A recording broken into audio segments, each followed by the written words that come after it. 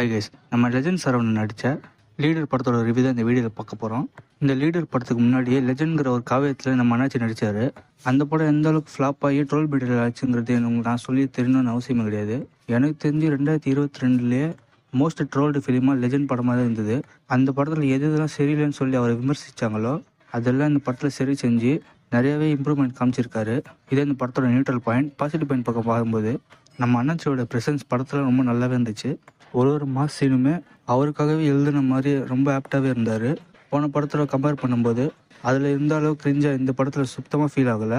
And action சீக்வன்ஸ்லேயும் சரி, dialogue டெலிவரிஸ்லேயும் சரி நிறையாவே இம்ப்ரூவ்மெண்ட் பண்ணியிருக்காரு. எனக்கு தெரிஞ்சு ஒரு ஆக்டிங் கிளாஸ்க்கோ ப்ராப்பராக ஃபைட்டும் கற்றுக்கிட்டு தான் இந்த படத்தில் நடிச்சிருப்பாருன்னு நினைக்கிறேன். ஏன்னா முதல் படத்துக்கும் இந்த படத்துக்கும் நிறைய வித்தியாசமே இருந்துச்சு இதில். அண்ட் இன்னொரு பாசிட்டிவ் என்னென்னு கேட்டிங்கன்னா, இப்போ இருக்கிற பிஸ்னஸ் சினிமாவில் அதர் ஸ்டேட் ஆக்டர்ஸை தான் நிறைய நடிக்க வச்சுருக்காங்க. அப்படி இருக்கும்போது அதை ஒரு பிரேக் பண்ணி நிறைய நல்ல ஆர்டிஸ்ட் எல்லாரும் முடிஞ்ச அளவுக்கு அவர் படத்தில் நல்லா நடிக்க வச்சுருக்காங்க சொல்லணும். இதுக்காகவே இவர் நிறைய பாராட்டியே ஆகணுங்க.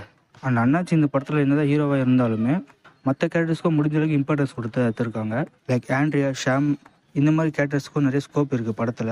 அதனால இந்த படத்தோட ஸ்க்ரீன் பிளேக்கு எங்கேஜிக்காக கொண்டு போகுது. அண்ட் காமெடியை பொறுத்த வரைக்கும் படத்தோட ஸ்டார்டிங்கில் வீட்டு வீக்கெண்ட்ஸ் வச்சு காமெடி பண்ணியிருப்பாங்க. அது ஏதோ ஓரளவுக்கு ஒர்க் ஆச்சு. மற்றபடி அந்த அளவுக்கு இம்ப்ரெசிவாக இல்லைனாலும் ஓகேவான காமெடி தான் இந்த படத்தில் அமைஞ்சிருக்கு. அண்ட் மியூசிக்கை பொறுத்த வரைக்கும் இந்த படத்துக்கு ஜிப்ரான் மியூசிக் பண்ணியிருக்காரு. போன லெஜண்ட் படத்தில் ஹாரிஸ் ஜெயராஜ் தான் மியூசிக் பண்ணியிருப்பாங்க. அந்த படத்தில் அந்த மியூசிக் ரொம்ப நல்லாவே ஒர்க் ஆகிட்டா இருக்கும். பட் இந்த படத்தில் ஜிப்ரான் மியூசிக் பண்ணியிருக்காரு. அந்தளவுக்கு பேடாக இல்லைனாலும் ஓகேவாக இருந்துச்சு. லைக் மாசான பிஜிஎம்லாம் ரொம்ப நல்லாவே ஒர்க் பண்ணியிருந்தார்.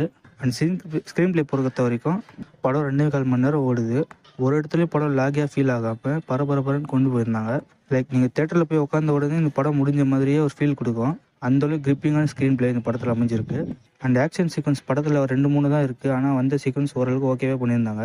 அண்ட் இதுதான் இந்த படத்தோட பாசிட்டிவ் பாயிண்ட்ஸ். நெகட்டிவ் பாயிண்ட்ஸ் பற்றி சொல்லணும்னா, ஸ்க்ரீன் பிளேல நிறைய இடத்துல சஸ்பென்ஸ் ரிவீல் பண்ணுற மாதிரி சீன்ஸில் வச்சுருக்காங்க. அது ட்விஸ்ட்டுன்னு சொல்லி தான் நிறைய பேர் சொல்கிறாங்க. ஆனால் அது ட்விஸ்ட்டே கிடையாது. ஏன்னா படத்தில் பேசிக்காக ட்விஸ்ட் பண்ணி வைக்கிறீங்கன்னா அதுக்கு ஃபோர் ஷாட்டிங் பண்ணியே ஆகணும்.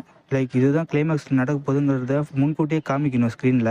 அதெல்லாம் எதுவும் பண்ணாமல் அந்த இடத்துல ஓப்பன் எண்டிங்காக விட்டுட்டு திடீர்னு ட்விஸ்ட்டுன்னு சொல்லி சஸ்பென்ஸை ரிவீல் பண்ணுறாங்க. அது அந்தளவுக்கு ஒர்க் ஆகலை. அந்த இடத்துல மட்டும் ரைட்டிங் கொஞ்சம் லேசியாக இருந்துச்சு.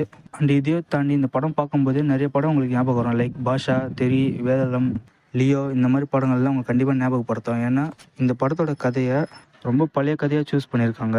அதனால இந்த மாதிரி படங்கள்லாம் ஞாபகம் வந்துட்டு போங்கிறது கேரண்டிங்க. ஓகே கைஸ், ஓவராலாக பார்த்தீங்கன்னா இந்த வீக்கெண்டு கண்டிப்பாக இந்த படத்தை போய் தேட்டரில் பார்க்கலாம். நல்ல என்டர்டெய்னிங்கான ஆவரேஜான படம் தான். இதுவும் ஒன் டைம் வாட்சபிள். நீங்கள் ஆல்ரெடி இந்த படத்தை பார்த்துருந்தீங்க, ஒப்பீனியனில் கமெண்ட்டில் சொல்லுங்கள். வீடியோ பிடிச்சிருந்தா சப்ஸ்கிரைப் பண்ணுங்கள். Bye guys.